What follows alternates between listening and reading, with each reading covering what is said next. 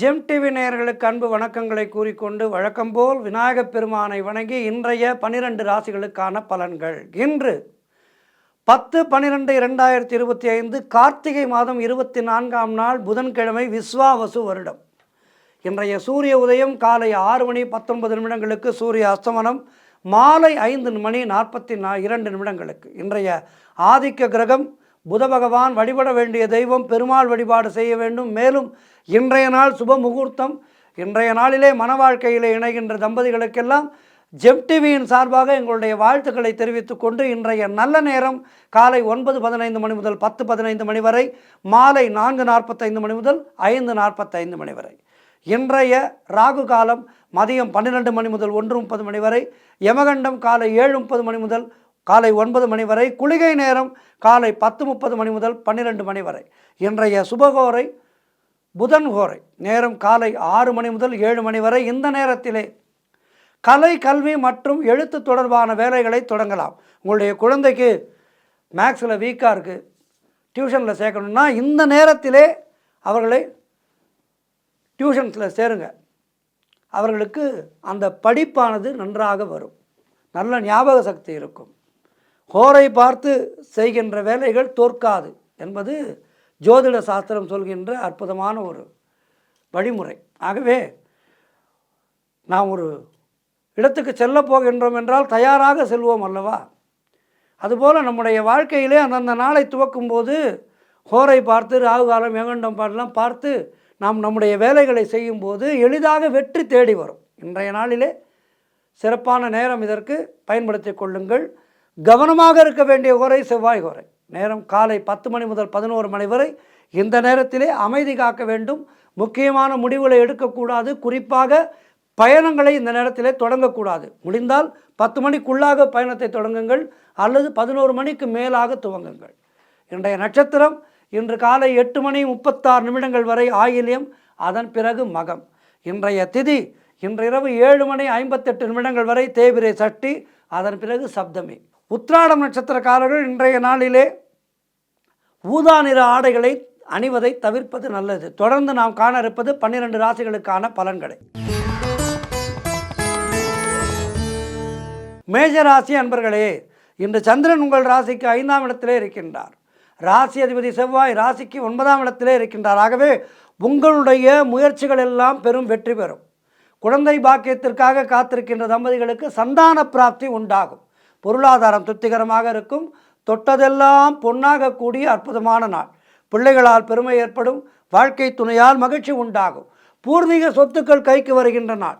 எதிலும் வெற்றி உண்டாகும். நண்பர்கள் மூலம் நல்ல அனுகூலங்கள் உண்டாகும். பண வரவு அதிகரிக்கும். வேலை மாற்றம் ஒரு சிலருக்கு ஏற்படும். தொழில் மற்றும் வியாபாரத்திலே சிறப்பானதொரு முன்னேற்றம் ஏற்படும். காரிய தடைகள் எல்லாம் விலகி எடுக்கின்ற முயற்சிகளிலே நன்மைகள் தேடி வருகின்ற நல்ல நாள். இன்றைய நாளிலே என்ன செய்ய வேண்டும்? பெருமாள் வழிபாடு செய்யுங்கள். வாழ்த்துக்கள். ரிஷபராசி அன்பர்களே, இன்று சந்திரன் உங்கள் ராசிக்கு 4ஆம் இடத்திலே இருக்கின்றார். ராசி அதிபதி சுக்கிரன் ராசிக்கு 7ஆம் இடத்திலே இருக்கின்றார். ஆகவே வீடு, வண்டி, வாகன யோகம் உண்டாகும். கணவன் மனைவியிடையே நல்லதொரு ஒற்றுமை ஏற்படும். உடல் ஆரோக்கியம் சிறப்பாக இருக்கும். காரிய அனுகூலங்கள் உண்டாகும். வேலை மாற்றம் ஒரு சிலருக்கு உண்டாகும். திருமணம் போன்ற சுபகாரிய பேச்சுவார்த்தைகள் இனிதே முடியும். தாய்வழி சொந்தங்களின் மூலம் நல்ல ஆதாயங்கள் கிடைக்கும். பொருளாதாரத்திலே பெரும் முன்னேற்றம் உண்டாகும். வீடு கட்டுவதற்கான முயற்சிகளிலே வெற்றிகள் தேடி வரும். மனக்குழப்பங்கள் தீரும். தொழிலிலே நல்ல முன்னேற்றம் ஏற்படுகின்ற நாள். பெருமாள் வழிபாடு செய்யுங்கள். வாழ்த்துக்கள். மிதுன ராசி அன்பர்களே, இன்று சந்திரன் உங்கள் ராசிக்கு 3ஆம் இடத்திலே இருக்கின்றார். உங்களுடைய ராசி அதிபதி புதன் ராசிக்கு 6ஆம் இடத்திலே இருக்கின்றார். ஆகவே இளைய சகோதரர்கள் மூலம் அனுகூலங்கள் உண்டாகும். நீங்கள் நினைத்ததெல்லாம் நல்லபடியாக நடக்கக்கூடிய நல்ல நாள். பயணங்கள் அதிகமாக மேற்கொள்வீர்கள். காரிய தடைகள் விலகும். கூட்டு தொழிலிலே நல்ல லாபங்கள் ஏற்படுகின்ற நாள். உறவினர்கள் மூலம் நல்ல ஆதாயங்கள் உண்டாகும். உத்தியோக உயர்வு, பதவி உயர்வு போன்றவை கிடைக்கும். குழந்தைகளால் மகிழ்ச்சி உண்டாகும். உடல் ஆரோக்கியம் சிறப்பாக இருக்கும். வீடு, வண்டி, வாகன மாற்றம் ஏற்படும். அலுவலகத்திலே புதிய பொறுப்புகள் மகிழ்ச்சியை தரும். எதிர்பார்த்த விஷயங்கள் எல்லாம் நல்லபடியாக நடக்கும். பெருமாள் வழிபாடு செய்யுங்கள். வாழ்த்துக்கள். கடகராசி அன்பர்களே, இன்று சந்திரன் உங்கள் ராசிக்கு 2ஆம் இடத்திலே இருக்கின்றார். ஆகவே பழைய பாக்கிகள் வசூலாகும். உழைப்புக்கேற்ற ஊதியம் கிடைக்கும். கடன் பிரச்சனைகள் தீரும். பதவி உயர்வோடு வேலை மாற்றம் ஏற்படும். சுபகாரியங்கள் கைகூடுகின்ற நல்ல நாள். புதிதாக வேலை தேடிக்கொண்டிருப்பவர்களுக்கு நல்ல வேலை கிடைக்கும். வியாபாரத்திலே நல்ல முன்னேற்றம் உண்டாகும். நண்பர்கள் மூலம் அனுகூலங்கள் உண்டாகும். கணவன் மனைவியிடையே நல்லதொரு ஒற்றுமை ஏற்படும். குழந்தைகளால் மகிழ்ச்சி உண்டாகும். சுபவிரயங்கள் ஏற்படக்கூடிய நாள். திடீர் பணவரவு அதிகரிக்கும். கூட்டு தொழிலிலே முன்னேற்றங்கள் உண்டாகின்ற நாள். திருமண பேச்சுவார்த்தைகள் சுபமாக முடியும். குடும்ப ஒற்றுமை சந்தோஷத்தை தரும். இன்றைய நாளிலே பெருமாள் வழிபாடு செய்து மேலும் நற்பலன்களை பெறுங்கள். வாழ்த்துக்கள். சிம்ம ராசி அன்பர்களே, இன்று சந்திரன் உங்கள் ராசியிலேயே இருக்கின்றார். ராசி அதிபதி சூரியன் ராசிக்கு 4ஆம் இடத்திலே இருக்கின்றார். ஆகவே நினைத்த காரியங்கள் எல்லாம் நல்லபடியாக நடக்கும். எதிலும் வெற்றி உண்டாகின்ற நல்ல நாள். கணவன் மனைவிக்குள் இருந்த பிரச்சனைகள் எல்லாம் தீரும். பூர்வீக சொத்திலே இருந்து வந்த பிரச்சனைகள் தீரும். தொழிலிலே நல்ல முன்னேற்றம் ஏற்படும். குழந்தை பாக்கியத்திற்காக காத்திருக்கின்ற தம்பதிகளுக்கு சந்தான பிராப்தி உண்டாகும். உடல் ஆரோக்கியத்திலே நல்ல முன்னேற்றம் உண்டாகும். மனக்குழப்பங்கள் தீரும். பொருளாதாரம் திருப்திகரமாக இருக்கும். பிள்ளைகளால் பெருமை ஏற்படும். பெருமாள் வழிபாடு செய்யுங்கள். வாழ்த்துக்கள். கன்னி ராசி அன்பர்களே, இன்று சந்திரன் உங்கள் ராசிக்கு 12ஆம் இடத்திலே இருக்கின்றார். ராசி அதிபதி புதன் ராசிக்கு 3ஆம் இடத்திலே இருக்கின்றார். ஆகவே திருமண பேச்சுவார்த்தைகள் சற்று தள்ளி போகும். வண்டி வாகன விரய செலவுகள் ஏற்படலாம். கவனமாக இருக்க வேண்டும். காரிய தடைகள் ஏற்பட்டு விலகுகின்ற நாள். தேவையில்லாத செலவுகள் ஏற்படலாம். உத்தியோகத்திலே இருப்பவர்கள் பணியிலே கூடுதல் கவனம் செலுத்த வேண்டிய நாள். தேவையில்லாத பயத்தை தவிர்த்து கொள்ளுங்கள். கூட்டுத் தொழிலிலே மன வருத்தங்கள் உண்டாகலாம். குலதெய்வ வழிபாடு மன அமைதியை தரும். அலுவலகத்திலே வீண் வாதங்களை தவிர்க்க வேண்டிய நாள். முயற்சிகள் காலதாமதமான வெற்றியை கொடுக்கும். உடலாரோக்கியத்திலே எச்சரிக்கையாக இருக்க வேண்டும். கணவன் மனைவிக்குள் சண்டை சச்சரவுகள் ஏற்பட்டு விலகும். நண்பர்கள் மூலம் ஆதாயங்கள் உண்டாகும். ஆகவே கவனமாக இருக்க வேண்டிய நாள். பெருமாள் வழிபாடு செய்யுங்கள். குறிப்பாக சக்கரத்தாழ்வார் வழிபாடு செய்யுங்கள். வாழ்த்துக்கள். துலாம் ராசி அன்பர்களே, இன்று சந்திரன் உங்கள் ராசிக்கு 11ஆம் இடத்திலே இருக்கின்றார். ராசி அதிபதி சுக்கிரன் ராசிக்கு 2ஆம் இடத்திலே இருக்கின்றார். ஆகவே வீடு வண்டி வாகன யோகம் உண்டாகும். உங்களுடைய முயற்சிகள் எல்லாம் பெரும் வெற்றி பெறுகின்ற நல்ல நாள். உத்தியோகத்திலே இருப்பவர்களுக்கு சம்பள உயர்வு, பதவி உயர்வு, இடமாற்றம் போன்றவை கிடைக்கும். திருமண பேச்சுவார்த்தைகள் சுபமாக முடியும். நண்பர்கள் உறவினர்களால் ஆதாயங்கள் உண்டாகும். தந்தை வழி சொத்துக்கள் கைக்கு வரும். புதிய முயற்சிகள் வெற்றியை தரும். குழந்தை பாக்கியத்திற்காக காத்திருக்கின்ற தம்பதிகளுக்கு சந்தான பிராப்தி உண்டாகும். கணவன் மனைவியிடையே நல்லதொரு ஒற்றுமை ஏற்படும்.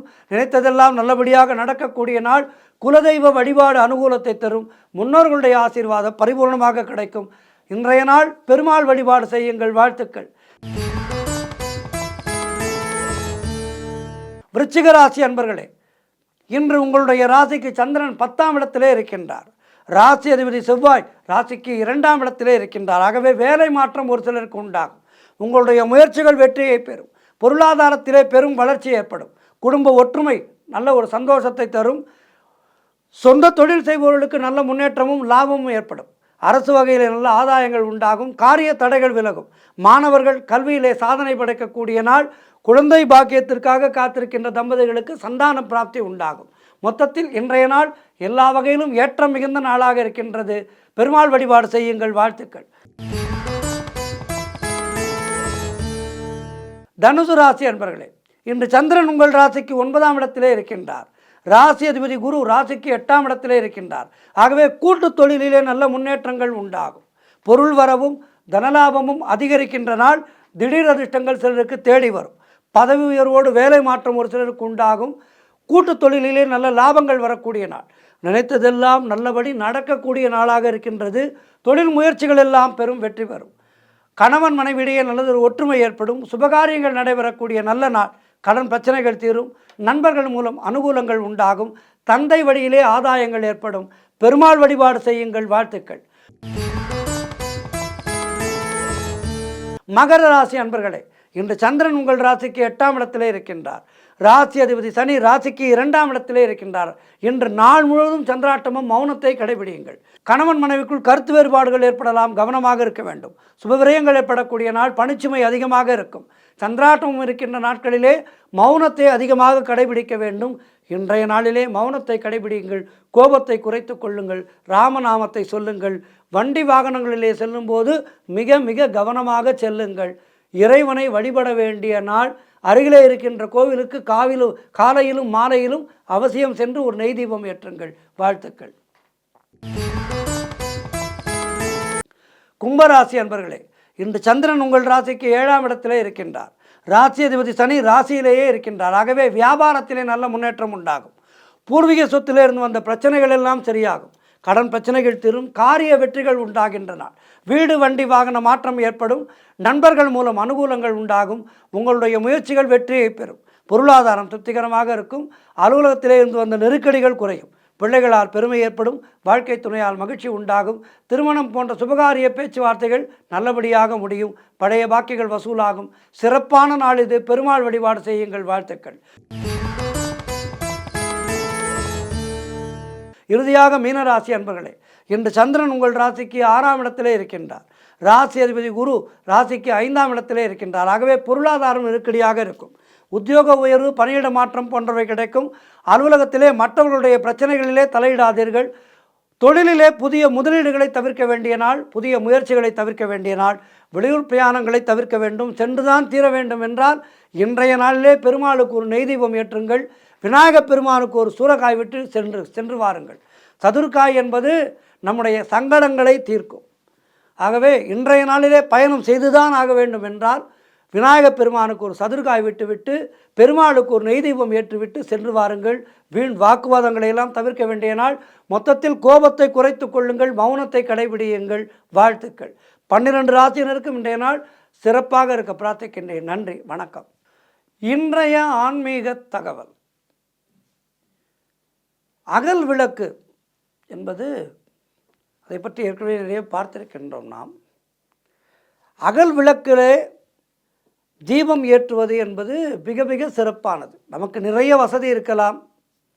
வெள்ளி விளக்கிலே ஏற்றலாம், தங்க விளக்கிலே ஏற்றலாம், இப்படி ஏற்றலாம். ஆனால் அகல் விளக்கிலே விளக்கேற்றுவது என்பது நம்முடைய தர்ம பிரகாரம் அது நமக்கு மிகப்பெரிய நன்மைகளை கொண்டு வந்து சேர்ப்பது.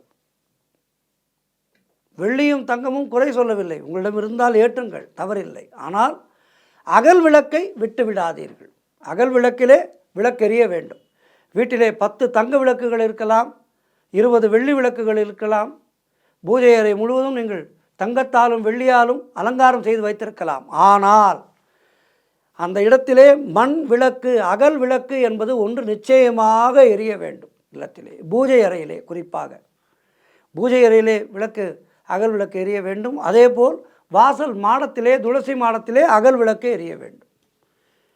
இவை நம்முடைய இல்லத்துக்கு ஒரு அற்புதமான சாநித்தியத்தை கொடுக்கும். திருக்கோவில்களிலே தீபம் ஏற்றுவது மிகச்சிறந்த ஒரு பரிகாரமாகவே கருதப்படுகின்றது. அதுவும் அதிகாலை, நண்பகல், உச்சிவேளை, அந்திப்பொழுதிலே ஏற்றப்படுகின்ற தீபங்களுக்கு விசேஷமான சக்தி உண்டு. அதனால்தான் காலையிலே விளக்கேற்ற வேண்டும், மாலையிலே விளக்கேற்ற வேண்டும் என்று சொல்லி வைத்தார்கள். நம்முடைய துன்பங்களை தீர்க்கின்ற மிக எளிமையான ஒரு பரிகார வழிபாடு இந்த விளக்கேற்றுதல் என்பது. மிகப்பெரிய பிரச்சனைகளுக்கு கூட இந்த விளக்கேற்று வழிபாடு செய்வதால் நாம் அந்த பிரச்சனையிலிருந்து வெளிவந்து விடலாம். நல்ல சுத்தமான நெய், சுத்தமான பசு நெய், இறைவனுடைய கருவறையிலே சுடர்விட்டு பிரகாசிக்கின்ற ஒரு தூங்கா விளக்கிலே சேர்த்து வைத்தால் போதும். இந்த தூங்கா விளக்கு என்பது 24 மணி நேரமும் அந்த ஆலயத்திலே எரிந்து கொண்டே இருக்கும். அந்த விளக்கிலே பசுனை கொண்டு தீபம் ஏற்றி வர நாம் எண்ணிய காரியங்கள் எல்லாம் நல்லபடியாக நடக்கும். ஒரு சொந்தமாக தொழில் தொடங்க வேண்டும். ஜாதக ரீதியாக நமக்கு நேரம் சரியில்லை, ஆனால் கண்டிப்பாக தொழில் தொடங்கியே ஆக வேண்டும். பேங்க் லோன் எல்லாம் வந்துடுச்சு, ஆனால் செய்தே ஆக வேண்டும். ஜாதக ரீதியாக நேரம் சரியில்லை என்றால் என்ன செய்ய வேண்டும்? இந்த வழிபாட்டை செய்ய வேண்டும். தூங்கா விளக்கிற்கு பசு நெய் வாங்கி கொடுக்க வேண்டும். அப்படி பசு நெய் வாங்கி கொடுக்க உங்களுடைய ஜாதக ரீதியாக இருக்கின்ற தடைகள் எல்லாம் அகலும். அதேபோல் உடலிலே இருந்து பிரிய போகின்ற ஒரு ஜீவனுடைய நேரத்தையே தள்ளி போடுகின்ற அளவுக்கு இந்த அகல் விளக்கு வழிபாட்டுக்கு சக்தி உண்டு. அதனால்தான் பல ஆயிரம் செலவு செய்து பரிகாரங்கள் செய்வதை விட ஒரே ஒரு நெய் தீபம் ஏற்றுவது என்பது நமக்கு பல மடங்கு பலன்களை பெற்றுத்தரும் என்று முன்னோர்கள் சொல்லி வைத்தார்கள். அகல், எண்ணெய், திரி, சுடர் இவையெல்லாம் சேர்ந்ததே விளக்கு. நெய் விளக்கு ஏற்றும் இடத்திலே மகாலட்சுமி குடியிருப்பதாக ஐதீகம். எந்த கடவுளுக்கு நீ நெய் தீபம் ஏற்றினாலும் அகல் விளக்கிலே தீபம் ஏற்றுவது சிறந்தது. அதாவது அகல் விளக்கு ஏழை ஒருவனால் ஐம்பூதங்களை கொண்டு மண், நீர், நெருப்பு, காற்று, ஆகாயம் கொண்டு செய்யப்படுகின்றது. அவன் களிமண்ணிலே நீரை ஊற்றி சூரியனுடைய வெளிச்சத்திலே காய வைத்து காற்றின் உதவி கொண்டு நெருப்பிலே இட்டு ஒரு அழகான அகல் விளக்கை செய்கின்றான். அங்கே பஞ்சபூதங்களுடைய சக்தியும் இருக்கின்றது. அதனால்தான் அகல் விளக்கிலே தீபம் ஏற்றுவதை அம்பாள் விரும்புகின்றார். திருக்கோவில்களிலே 5 தீபங்கள் ஏற்றினால் மன அமைதி பெறும். 7 தீபங்கள் ஏற்றினால் கல்வியிலே மேன்மை அடைய முடியும். 9 தீபங்கள் ஏற்றினால் வியாபாரத்திலே அபிவிருத்தி அடையும்.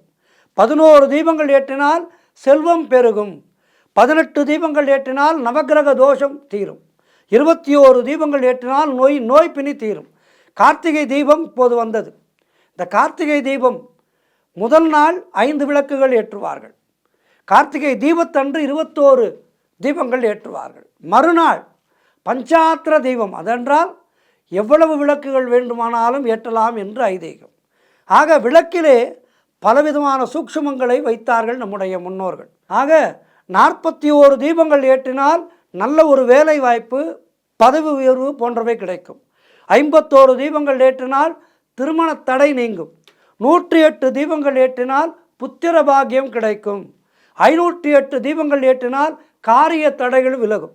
வழக்குகளிலே வெற்றி வரும். 1008 தீபங்கள் ஏற்றினால் வீடு, மனை, ராஜயோகம் கிடைக்கும். ஆகவே விளக்கேற்றி நம்முடைய குடும்பத்தை விளங்கச் செய்வோம். அகல் விளக்கு கொண்டு வீடுகளிலேயும் திருக்கோவில்களிலேயும் தீபம் ஏற்றினால் திருமகளுடைய அருளும் சகல சௌபாகியங்களும் நவக்கிரகங்களுடைய அருளும் நமக்கு கிடைக்கும். ஆகவே தீபம் ஏற்றுவோம், மண் அகலிலே தீபம் ஏற்றுவோம், அருமையான வாழ்வை பெறுவோம். நன்றி, வணக்கம்.